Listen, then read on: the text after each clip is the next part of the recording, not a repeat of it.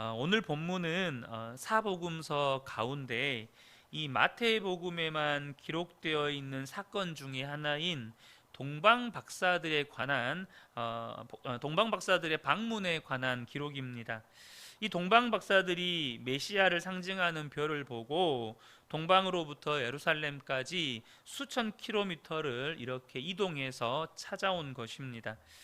성경은 이 동방 박사들이 누구인지에 대해서 자세하게 소개하고 있지는 않습니다.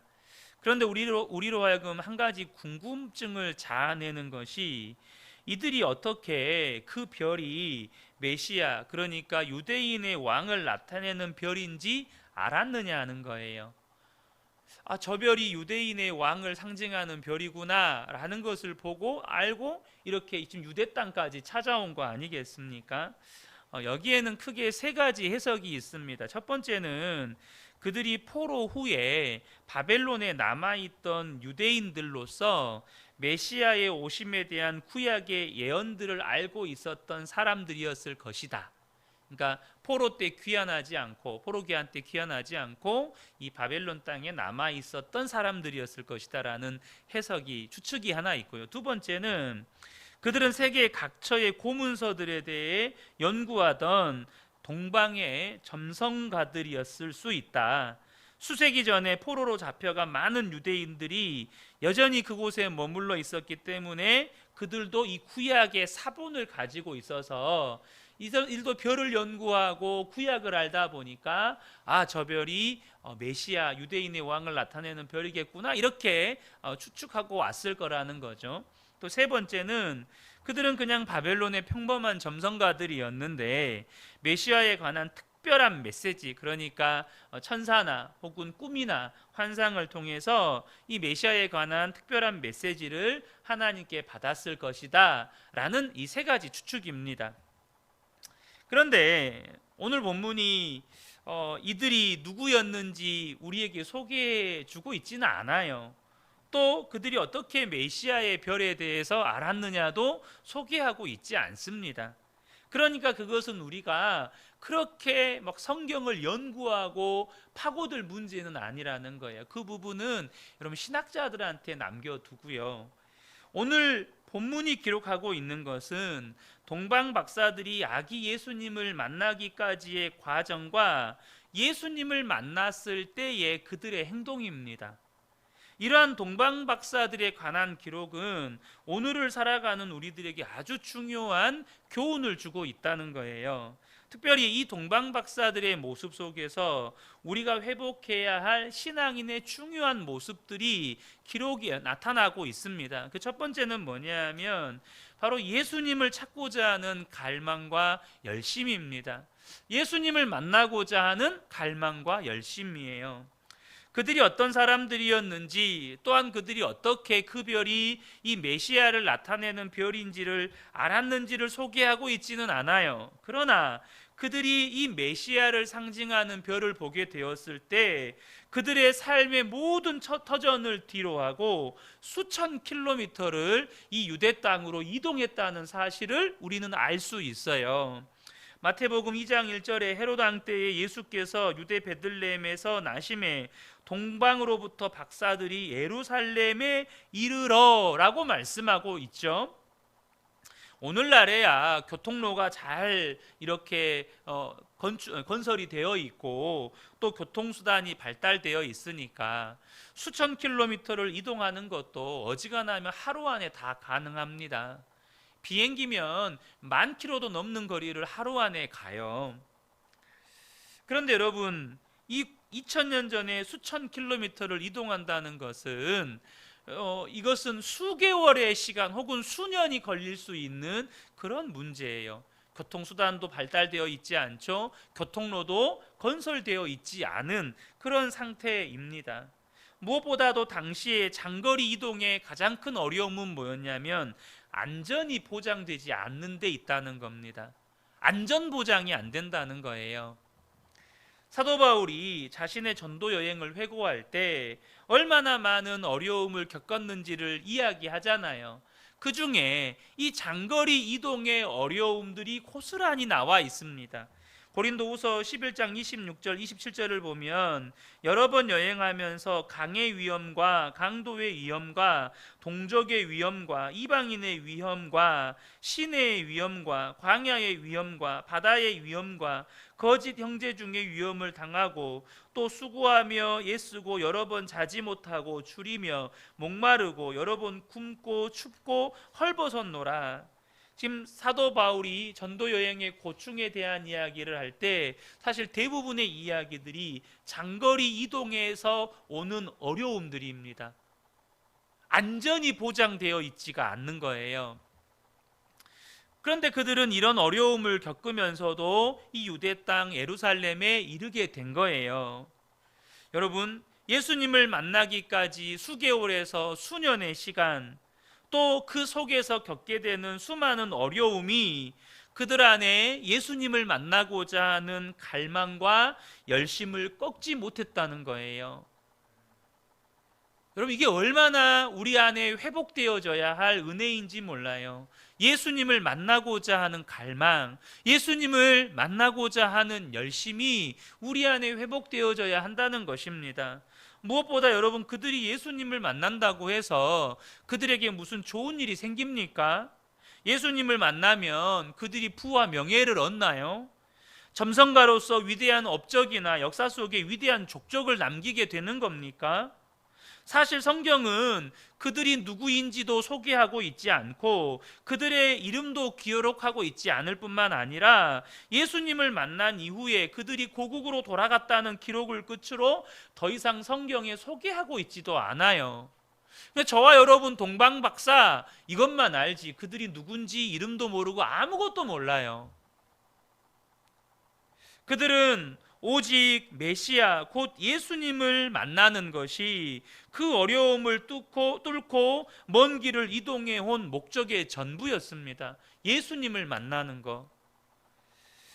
그들 안에 그토록 간절한 예수님을 찾고 만나고자 하는 갈망과 열심이 있었다는 거예요. 여러분은 어떻습니까? 여러분 안에는 예수님을 만나고자 하는 갈망과 열심이 있으신가요? 예배할 때마다 예수님을 만나고자 하는 그런 열망, 그런 갈망, 그런 열정, 그런 열심이 여러분 안에 있느냐는 겁니다. 예수님을 만나기 위해 어쩌면 오랜 시간 동안 수많은 어려움을 헤쳐나오는 그런 인내의 시간을 지내야 하는지도 모르고 또 예수님을 만났다고 해서 여러분이 갑자기 무슨 벼락부자가 된다거나 위대한 업적을 남긴다거나 여러분의 이름이 높아진다거나 하는 것도 아니고 예수님을 만난 후에도 그저 그 누구도 알아주지 않는 지극히 평범한 사람으로 살아갈 뿐인데 그래도 여러분 안에 예수님을 만나고자 하는 열심과 갈망이 있느냐는 거예요. 예수님을 만났다고 해서 여러분의 삶에 무슨 위대한 일들 이런 거 없어요. 여전히 여러분의 삶은 무명자로 살아갈 것이고 여러분의 삶은 지극히 평범할 거예요. 예수님을 만났다고 해서 갑자기 로또 복권 당첨되는 것도 아니고 안 되던 사업이 갑자기 번창해서 수십 배의 이런 매출 상승을 나타내는 것도 아니고 예수님을 만나도 저와 여러분은 지극히 평범하고 무명한 사람으로 살 거예요. 그럼에도 불구하고 여러분 안에 그 모든 시간을 뚫고 그 모든 어려움을 뚫고 예수님을 만나고자 하는 갈망과 열심이 있느냐 하는 것입니다. 성경이 분명하게 우리에게 알려주는 강력한 메시지는요, 하나님의 사람들은 한결같이 하나님을 향한 갈망과 열심이 있었다는 거예요. 다니엘은 한 달 동안 왕이 아닌 다른 신이나 다른 사람에게 무엇을 구하면 사자굴에 던져진다는 것을 알았습니다. 그럼에도 불구하고 다니엘 안에는 하나님을 향한 갈망과 열심이 꺾이지 않았어요. 다니엘 6장 10절에 다니엘이 이 조서에 왕의 도장이 찍힌 것을 알고도 자기 집에 돌아가서는 윗방으로 올라가 예루살렘으로 향한 창문을 열고 전에 하던 대로 하루 3번씩 무릎을 꿇고 기도하며 그의 하나님께 감사하였더라. 여러분, 죽음이 다니엘 안에 하나님을 향한 갈망과 열심을 꺾지 못했어요. 그가 하나님을 찾고 구하는 것과 그는 죽음을 맞바꿨어요. 하나님 앞에 머무는 시간, 하나님의 얼굴을 구하는 시간, 하나님 앞에 나아가 주의 음성을 듣는 그 시간과 다니엘은 자기의 목숨을 맞바꿉니다. 다윗은 이스라엘의 역대 왕들 가운데 가장 많은 전쟁을 치른 왕입니다. 그러다 보니 가장 많이 죽음의 위기를 겪었던 왕이었어요. 사람이 그쯤 되면 뭘 꿈꿀까요? 일단은 자신의 안전이겠죠. 워낙 죽음의 위기를 많이 겪다 보니까 잠이나 제대로 자겠어요. 아마 현대인들이라면 신경쇠약증에 걸렸을 거예요. 어디서 조그만 소리만 나도 깜짝깜짝 놀라는 그런 신경쇠약증에 걸렸을 거예요. 또 그는요, 어떻게든 전쟁이 끝나는 걸 꿈꾸고 살았을 거예요. 혹 전쟁이 일어나더라도 반드시 승리하는 걸 꿈꾸고 살았을 거예요. 아니면 주변 민족들이 다시는 침범해 올 엄두도 못 내는 그런 부국강병을 꿈꾸고 살았을 거예요. 평범한 사람이었으면 그랬을 것입니다. 그러나 다윗은 전쟁의 한복판에서도 꾸는 꿈이 달랐어요. 전쟁의 한복판에서 다윗의 갈망이 달랐습니다. 시편 27편 2절부터 4절을 보면 악인들이 내 살을 먹으려고 내게로 왔으나 나의 대적들 나의 원수들인 그들은 실족하여 넘어졌도다. 군대가 나를 대적하여 진칠지라도 내 마음이 두렵지 아니하며 전쟁이 일어나 나를 치려고 할지라도 나는 여전히 태어나리로다. 전쟁의 한복판에 지금 다윗이 있어요. 죽음의 위기 앞에 다윗이 있습니다. 근데 그의 꿈이 뭡니까? 그의 갈망이 뭡니까? 4절에 내가 여호와께 바라는 한 가지 일 그것을 구하리니 그것 내가 내 평생에 여호와의 집에 살면서 여호와의 아름다움을 바라보며 그의 성전에서 사모하는 그것이라. 전쟁의 한복판에서도 그의 꿈은 여호와의 집에 살면서 여호와의 아름다움을 바라보며 평생에 하나님만을 사모하면서 사는 것, 그것이 다윗의 평생의 한 가지 꿈이고 사모함이었습니다. 여러분, 그런 갈망과 열심을 가진 사람들은 하나님이 반드시 만나 주십니다. 오늘 이 동방 박사들도 결국에 예수님을 만나잖아요. 반드시 하나님이 만나 주세요. 잠언 8장 17절에 나를 사랑하는 자들이 나의 사랑을 입으며 나를 간절히 찾는 자가 나를 만날 것이니라. 우리 안에 정말로 예수님을 찾고 만나고자 하는 갈망과 열심이 회복되기를 축복합니다. 본문에는 동방박사들과 대립군에 서 있는 부류의 사람들이 소개가 되고 있어요. 그들은 대제사장과 서기관들입니다. 헤롯 왕이 동방박사들에게 유대인의 왕이 나셨다는 소식을 듣고 충격을 받습니다. 그리고 이들을 부르는 거예요. 그들에게 뭘 묻습니까? 도대체 그리스도가 어디에서 나겠느냐라고 질문을 하죠. 왜 이들에게 질문합니까? 이들은 성경의 박사들이기 때문입니다. 성경 해석의 전문가들이기 때문이에요. 그들이 선지자 미가의 글을 읽어줍니다. 마태복음 2장 5절 6절을 보면 이르되 유대 베들레헴이오니 이는 선지자가 이렇게 기록된 바 또 유대 땅 베들레헴아 너는 유대 고을 중에서 가장 작지 아니하도다. 내게서 한 다스리는 자가 나와서 내 백성 이스라엘의 목자가 되리라 하였음이니이다. 앞서 말씀드린 것처럼 대제사장들과 서기관들은 성경 해석의 율법의 전문가들이었습니다. 그래서 헤롯이 이들을 부른 거예요. 그래서 그들은 또 자기들이 알고 있는 대로 헤롯 왕에게 알려줍니다. 문제는 그렇게 성경에 해박한 지식을 가지고 있음에도 불구하고 그들은 그렇게 성경을 전문적으로 알고 있음에도 불구하고 그 말씀을 그대로 이해하고 믿으려고 하는 갈망은 결여되어 있었다는 거예요. 그들에게 이 성경에 관한 지식은 말 그대로 전문적인 지식으로 그쳤다는 것입니다. 여러분, 성경을 많이 알고 성경 공부를 많이 하고 또 예배를 많이 드리고 교회에서 열심히 봉사한다고 해서 주님이 만나주시는 게 아닙니다. 오늘날처럼 예수 믿기 편한 시대가 어디 있습니까? 적어도 여러분의 집에는 성경책과 더불어서 여러 권의 신앙서적이 다들 있으실 거예요. 또한 라디오나 TV나 인터넷을 통해 우리는 얼마든지 대한민국 혹은 전 세계를 대표하는 명설교자들의 설교를 들을 수 있습니다. 또 여러분이 지금까지 살아오시면서 나름 이런저런 제자훈련과 성경 공부를 받으셨을 거예요. 그러나 우리 안에 있는 예수님을 향한 갈망과 열심은 이 동방박사에 가깝습니까? 아니면 대제사장과 서기관들에 가깝습니까? 여러분은 어느 쪽이십니까? 여러분 안에 정말로 예수님을 찾고 예수님을 만나고 그 오랜 시간의 터널을 뚫고 그 어려움 장벽을 뚫고 그럼에도 불구하고 나는 예수님을 만나야겠다. 내 삶의 가장 중요한 문제는 예수님을 만나는 거다. 지금 내 앞에 있는 문제 해결이 아니고 지금 내가 원하는 무언가가 해결되는 게 아니고 내가 원하는 무언가 이루어지는 것도 아니고 내 삶의 가장 중요한 문제는 예수님 만나는 거다.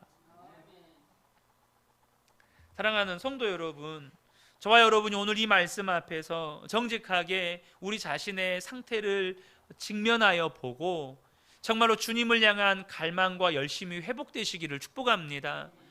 두 번째로 우리가 이 동방박사들의 모습 속에서 회복되어야 될 것은 뭐냐면 말씀의 가르침과 인도함을 받는 삶입니다. 말씀의 가르침을 받는 삶, 주님의 인도함을 받는 삶이 회복되어져야 된다는 거예요. 동방박사들이 별을 보고 방향을 잡고 왔기 때문에 예수님이 정확히 어디에서 태어나는지는 몰라요. 그냥 별이 가리키는 그 방향을 보고 쭉 오니까 이 유대의 땅인 거예요. 그러니까 유대인의 왕이 나셨다고 했으니 이 유대 땅에 왔잖아요. 그럼 어딜 가야겠어요? 당연히 이 왕궁을 찾아간 거죠. 그리고 헤롯 왕에게 유대인의 왕으로 나신 분이 어디 있냐고 물어봤습니다. 우리가 동방에서 그의 별을 보고 경배하러 왔다고 말을 했다고요. 여러분, 이 소식을 듣고 헤롯 왕과 온 예루살렘에 큰 소동이 일어납니다. 동방박사들도 눈치가 있잖아요. 이 돌아가는 상황을 보니까 잘못 온 거예요. 이 돌아가는 상황을 보니까 여기가 아닌가 봐. 이게 이렇게 된 거예요. 우리 잘못 왔다. 지금 유대인의 왕이 이곳에서 나시지 않았다. 눈치를 챈 거죠. 근데 문제는 뭐죠? 이 별이 유대인의 땅을 가리키고 사라져 버린 거예요. 그러니까 이제 어디로 가야 될지를 모르는 겁니다. 어디로 가야 될지를 막막한 거예요. 그때 헤롯 왕이 누구를 불렀어요? 대제사장과 서기관들을 불러서 이 동방 박사들이 이 메시아에 관한 예언의 글을 듣게 됩니다. 그 말씀을 통해서 메시아가 어디서 태어나게 되는지를 정확하게 가르침을 받아요. 여러분, 우리가 인생을 살아갈 때요, 동방 박사들이 별을 보고 유대인의 땅으로 온 것처럼 주님이 주신 비전이나 사명을 발견하고 그 방향을 향해 나아갔지만 앞길이 막힐 때가 있어요. 여러분, 그렇지 않겠습니까? 우리에게 주신 사명, 우리에게 주신 비전, 하나님께서 주셨기 때문에 그것 붙잡고 인생을 살아가지만 어떤 때는요, 여러분, 앞길이 막힐 때가 있어요. 막막할 때가 있다고요. 여러분, 그때 한 치 앞도 알 수 없고 정말 막막한 그때 여러분 어떻게 하십니까? 그때 성도는 말씀의 가르침을 받는 거예요. 말씀의 가르침을 받아야 하는 겁니다. 하나님이 내게 뭐라고 말씀하시는지를 듣는 거예요. 하나님이 말씀하시기 전까지는 움직이지 않는 겁니다. 또 왜 그래야 합니까? 왜 말씀의 가르침을 받아야 하죠? 왜 말씀하시기 전까지, 하나님이 내게 말씀하시기 전까지 움직이면 안 되는 것입니까?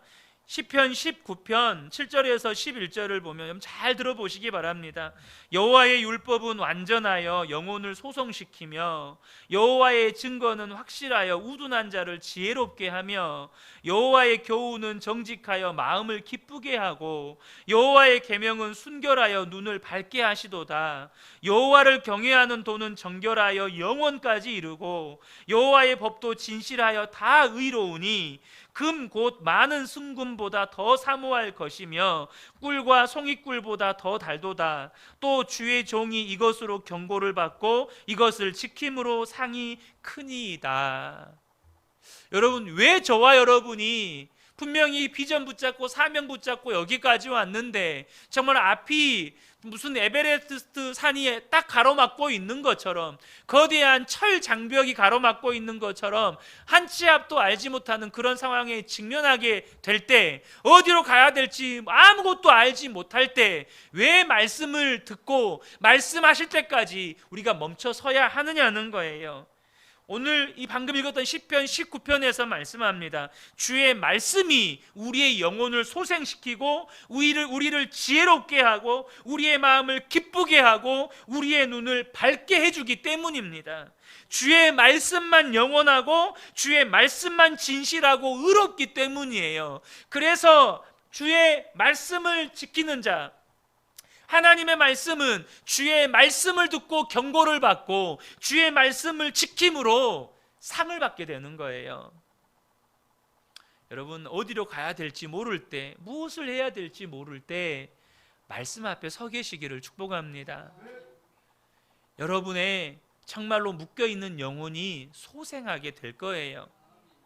여러분의 정말로 아무것도 알지 못하는 그 막막함 속에서 하나님의 지혜가 임하게 될 겁니다. 정말로 슬픔과 탄식과 좌절과 우울함에 사로잡혀 있는 여러분의 마음이 기쁨을 얻게 될 거예요. 보지 못했던 것들을 보게 되는, 눈이 밝아지는 은혜의 역사가 일어나는 겁니다. 여러분, 영원하신 하나님의 말씀을 여러분 깊이 묵상하십시오. 그런데 앞서 말씀드린 것처럼 동방 박사들이 헤롯이 머무는 왕궁에 들게 된 이유가 있었다고 말씀을 드렸죠. 그러니까 별이 유대 가리키는 방향으로 와서 보니까 유대 땅인 거예요. 근데 별이 사라져 버렸어요. 유대 땅에 왔으니까 유대인의 왕이니까 이제 왕궁으로 간 거예요. 그리고 이제 이들이 말씀의 가르침을 받고 왕궁에서 나와서 베들레헴으로 향하여 갑니다. 그런데 그 순간에 사라졌던 별이 다시 나타났어요. 베들레헴을 향해 가고 있는데 분명히 유대 땅까지 왔을 때 안 보였던 그 별이 다시 나타나서 그들을 인도하는 거예요. 9절과 10절을 보면 박사들이 왕의 말을 듣고 갈새 동방에서 보던 그 별이 문득 앞서 인도하여 가다가 악이 있는 곳 위에 머물러 서 있는지라. 그들이 별을 보고 매우 크게 기뻐하더라. 그런데 여러분, 유대 땅에 왔을 때 사라졌던 별이 왕궁에서 나와서 베들레헴으로 가고 있을 때 다시 나타났어요. 근데 그 별에 관하여서 마태는 뭐라고 기록을 하고 있나요? 그 별이 문득 앞서 인도했다, 이렇게 기록을 하고 있습니다. 여러분, 그것은 하나님은 반드시 우리를 인도하시는 분이시라는 거예요. 여러분 기억하십시오. 하나님은 우리를 반드시 인도하시는 분이십니다. 그리고 그분의 인도하심은 언제나 선하시고 언제나 옳으십니다. 하나님은 절대 실수하지 않으세요. 우리를 인도하십니다. 그러므로 저와 여러분이 말씀의 가르침을 받고 말씀을 따라갈 때 의심이 들 수도 있고, 또 여러분, 하나님은 말씀으로 인도하실 때 우리 앞에 전부를 보여주시지 않아요. 네가 말씀에 순종하면 너의 내일이, 또 혹은 네 1년 후 5년 후가 이렇게 될 거다, 이렇게 하고 인도하시지 않는다고요. 그냥 말씀만 주시고 우리를 인도해 가셔요. 그래서 말씀을 따라가지만 의심도 들 수 있고 두려움도 들 수 있어요. 그런데 여러분 기억하십시오. 주님이 반드시 인도하십니다. 이거 기억하셔야 돼요. 우리가 말씀 따라가지만 두려울 때 있잖아요. 의심될 때도 있잖아요. 이 말씀 내게 주신 거 맞나? 정말 이대로 가는 게 맞나? 내가 잘 가고 있는 건가? 수많은 생각들이 들고 의심이 든단 말이죠. 근데 하나님이 오늘 이 말씀을 통해서 우리에게 말씀하십니다. 이 동방 박사들을 예수님께로 이들을 인도했다고요. 여러분, 주의 말씀이 우리에게 임하였다면 여러분 믿으십시오. 주님이 인도하십니다. 반드시 인도하신다는 거예요. 요한복음을 보면 예수님과 우리와의 관계를 목자와 양의 관계로 묘사하고 있습니다. 그런데 이 목자와 양의 관계의 핵심은 뭐죠? 요한복음 10장 3절 4절을 보면 문지기는 그를 위하여 문을 열고 양은 그의 음성을 듣나니 그가 자기 양의 이름을 각각 불러 인도하여 내느니라. 자기 양을 다 내놓은 후에 앞서가면 양들이 그의 음성을 아는 고로 따라오되 라고 말씀합니다. 자, 이 목자이신 주님은 우리를 인도하실 때요, 양의 이름을 각각 불러서 인도하신대요. 사랑하는 성도 여러분, 주님이요 저와 여러분 한 분 한 분을 각각 만나 주십니다. 저와 여러분의 이름을 각각 불러주세요. 저와 여러분의 처지와 형편과 사정을 개별적으로 다 아십니다. 그렇게 우리를 인도하셔요. 그래서 주님이 여러분 하나님의 사람들을 만나 주시는 방법들을 보면 사람마다 달라요. 사람마다 달라요. 바울은 다메섹으로 가던 길에서 정말로 영광 중에 임하신 예수님을 만납니다. 베드로는 밤새도록 물고기 잡다가 한 마리도 잡지 못했는데 깊은 곳에 가서 던지라고 하시니까 그 말씀에 순종하여 던질 때 정말로 그물이 찢어질 만큼 잡게 되니까 그곳에서 하나님의 예수님의 그 영적인 권세 앞에 압도되어서 뭐라고 말합니까? 주님, 저를 떠나십시오. 나는 죄인입니다. 베드로를 그렇게 만나 주셨어요. 모세는 어떻게 만나 주십니까?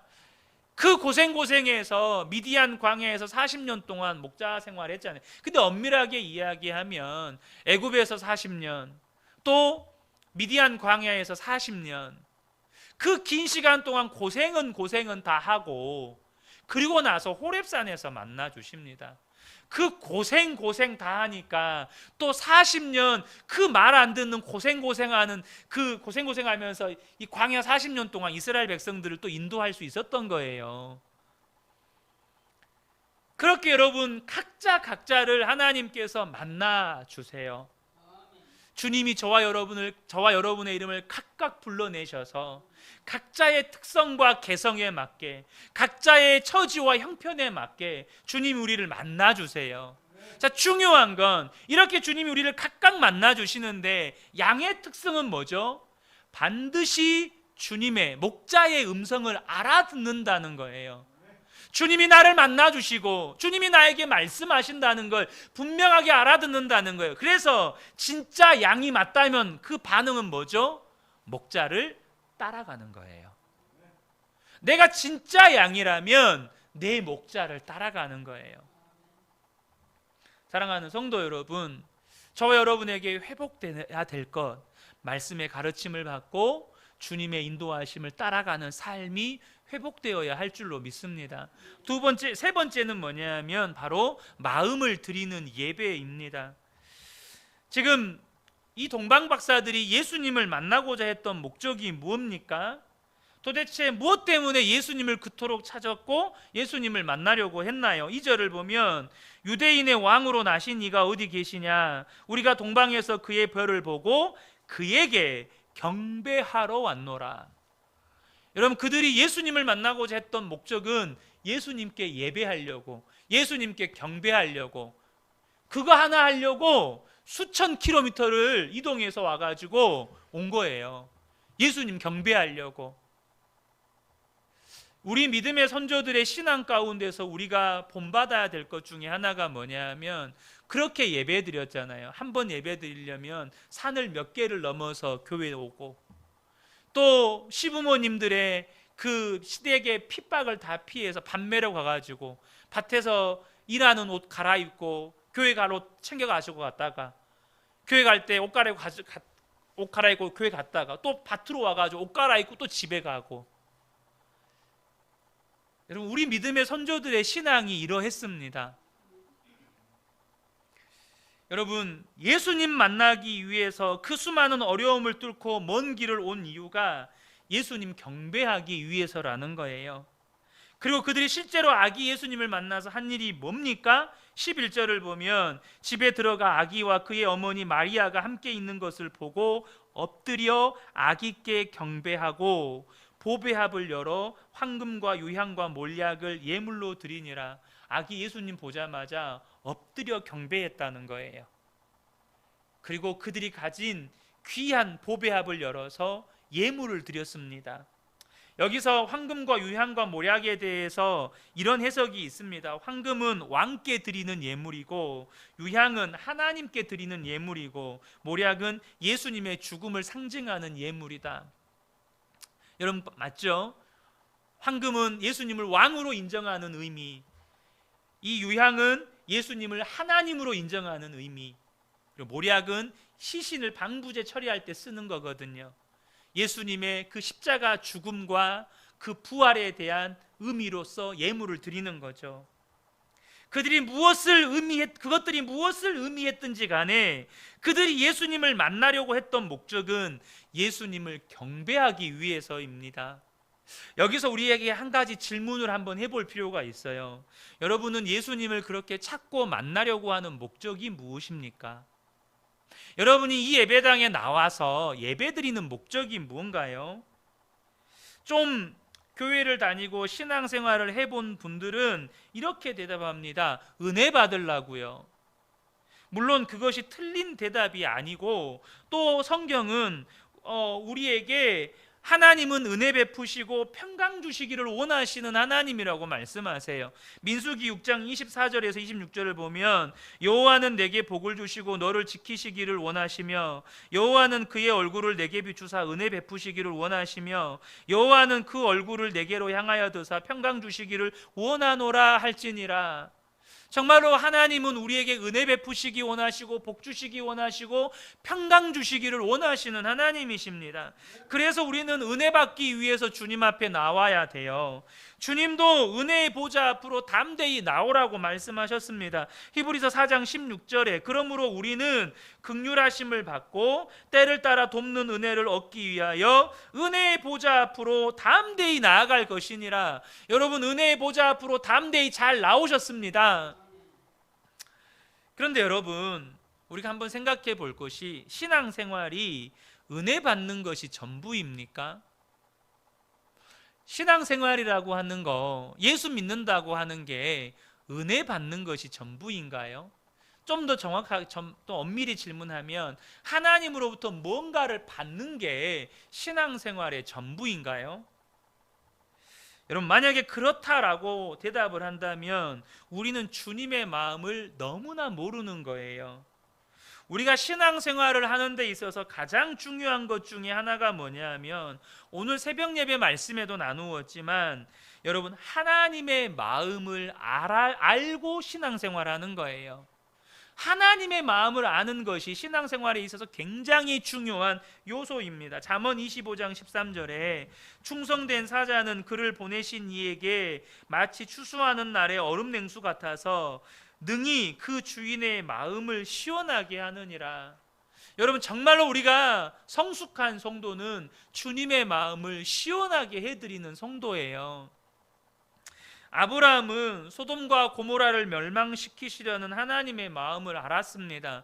그래서 그는 하나님께 의인 10사람이 있어도 멸망시키시렵니까? 그렇게 기도하며 어떻게 해서든지 소돔과 고모라의 멸망을 막아보려고 했습니다. 하나님의 본심이 심판에 있는 게 아니라는 걸 알기 때문이죠. 하지만 여러분, 심판은요, 더 이상 그 죄가 심판을 감당할 수 없을 만큼 죄가 차오르면 하나님도 어쩔 수 없이 심판하시는 거예요. 그때 하나님께서 이 소돔과 고모라를 멸망시키실 때 아브라함을 기억하셔서 롯과 그의 가족을 구원해 주십니다. 롯의 믿음 때문이 아닙니다. 아브라함의 믿음 때문이었습니다. 모세는 금송아지 우상숭배의 죄를 저지른 이스라엘 백성들을 하나님이 침멸하려고 하실 때 하나님의 마음을 알았습니다. 그래서 하나님 앞에 엎드려 이 백성 살려달라고, 구원해달라고 그렇게 하나님 앞에 엎드려 구할 때 하나님께서 마음을 돌이키셨습니다. 느헤미야는 자기 민족이 성벽이 없어서 주변 민족들에게 약탈당하고 고통을 당한다는 소식을 듣자 금식하며 울며 하나님께 기도합니다. 하나님은 그의 기도를 들으셨고 그가 왕의 술 맡은 관원이 되게 하셨고 목숨을 걸고 아닥사스다 왕에게 간청할 때 이 왕에게 은혜를 입게 만들어 주세요. 이처럼 하나님의 마음을 알아서 하나님과의 인격적인 관계를 맺는 것이 신앙생활의 핵심 중에 핵심이에요. 무조건 하나님이 주시는 것을 받아 누리는 것이 신앙생활이 아니라는 것입니다. 여러분, 하나님은 인격이십니다. 그래서 우리와 주고받고 싶어 하세요. 그러면 하나님은 우리에게 은혜를 주시고 평강을 주시고 복을 주시는데 우리에게는 뭘 받고 싶어 하실까요? 우리에게 생명을 주시고 구원을 주시고 하나님의 자녀된 권세를 주실 때 하나님은 우리에게 뭘 받고 싶어 하실까요? 돈일까요? 헌신일까요? 그게 아닙니다. 하나님은 우리의 마음을 받고 싶어 하세요. 좀 더 정확히는 주님을 사랑하는 우리 마음의 고백을 받고 싶어 하십니다. 주님을 사랑하는 마음의 고백이 이 동방 박사들에게는 경배로 또 예물 드림으로 나타나는 거죠. 여러분, 주님과 우리와의 관계는 기브 앤 테이크다, 이게 아니라는 거, 이걸 말하는 게 아닙니다. 주님과의 우리와의 관계는 인격적인 친밀한 관계라는 거예요. 여러분, 일방적으로 주는 관계는 절대 인격적인 관계가 아닙니다. 일방적으로 쏟아 부어주는 관계는 인격적인 관계가 아니에요. 물론 하나님은 대가 없이 우리에게 은혜를 베푸시는 하나님이세요. 그럼에도 불구하고 우리에게 은혜를 베푸실 때 주님이 기대하시는 게 있어요. 그게 뭐죠? 나와 사랑하자. 내가 너를 이처럼 사랑하니 너도 나를 좀 사랑해 주지 않을래? 이것이 우리 주님의 마음인 것입니다. 여러분, 받기만을 위해 주님 앞에 나오는 건 어린아이 신앙이에요. 받기만 하려고 주님 앞에 나오는 건 어린아이 신앙이에요. 여러분, 어린아이의 특징이 뭡니까? 부모의 마음을 모른다는 거예요. 자기만 알고 받을 줄만 안다는 거죠. 이게 어린아이의 특징입니다. 우리 주님은요, 우리의 마음을 받고 싶어 하십니다. 그래서 주님의 마음을 아는 성숙한 그리스도인은 주님께 마음을 드립니다. 마음의 고백을 드리고 삶의 고백을 드리는 거예요. 그래서 주님 앞에 나올 때 여러분, 은혜 받는 건 이미 너무나도 당연한 것이기 때문에 그 당연한 것을 구하지 않아요. 하나님, 제게 은혜 주세요. 여러분 한번 생각해 보세요. 성숙한 성도는 주님의 마음을 알아요. 그래서 주님께 드리기 위해 나와요. 뭘 드려요? 한 주간 살면서 말씀에 순종했던 삶의 고백을 드려요. 예배의 자리에 나와서 주님께 사랑의 고백을 드립니다. 감사의 고백을 드려요. 기쁨의 고백을 드립니다. 이렇게 주님과 인격적인 관계를 하는 성도가 예배의 자리에 나올 때 어떻게 은혜를 안 받을 수가 있겠어요? 은혜 받는 건 지극히 당연해요. 여러분, 사랑하는 사람과 한 장소에 있다, 좋은 건 당연한 거예요. 사랑하는 사람과 데이트를 하면서 그 사람과 대화를 나누고 맛있는 음식을 먹고 그 사람의 이야기에 귀를 기울여주고 함께 이야기 나누면서 깔깔깔 웃기도 하고, 그게 은혜, 하나님과의 관계에서 그게 은혜잖아요. 하나님의 말씀하심 속에서 하나님의 마음을 알고 하나님이 내게 베풀어 주신 은혜가 무엇인지를 또 깨닫고, 또 하나님께서 하나님의 말씀을 주시니 그 말씀이 내게 새 힘을 주고 위로를 주고 격려해 주시고 내 삶의 말씀을 삶으로 살아가게 만들어주는 능력이 되고, 이게 다 은혜의 다른 이름들이잖아요. 하나님께 사랑하는 내 마음의 고백을 드리고, 삶에서 하나님의 말씀에 순종했던 삶의 고백을 드리고, 감사의 고백을 드리고, 기쁨의 고백을 드렸을 때 은혜 받는 건 너무 당연한 거예요. 그러니까 은혜 주세요. 하나님 은혜 베풀어 주세요. 이렇게 구하기 위해 나오는 게 아니고 주님 사랑합니다. 주님 감사합니다. 주님 저는 주님이 너무 좋아요. 그 고백으로 주님 앞에 나아갈 때 여러분 그 고백을 들으시는 우리 주님이 얼마나 기쁘시겠어요. 얼마나 행복하시겠어요.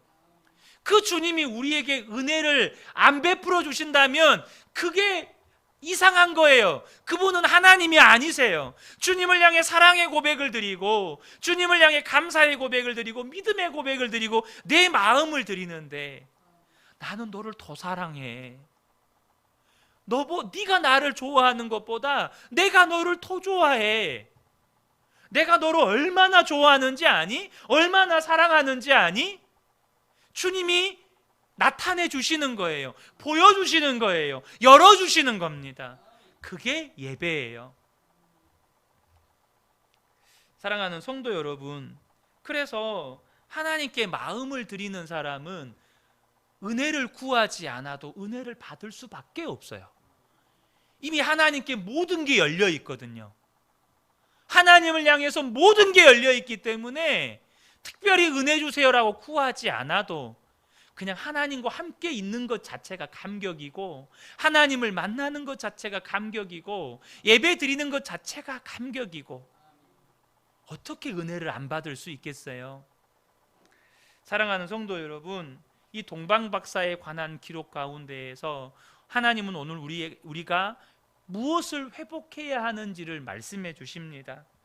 예수님을 찾고자 하는 갈망과 열심이 저와 여러분 안에 회복되기를 축복합니다. 말씀의 가르침과 주님의 인도하심을 경험하는 삶이 회복되어지시기를 축복합니다. 정말로 마음을 드리는 예배가 저와 여러분에게 회복되기를 축복합니다. 오늘도 이 말씀의 은혜가 우리 모든 성도님들을 살리고 회복하고 구원하는 은혜가 있으시기를 예수님의 이름으로 축복합니다. 아멘.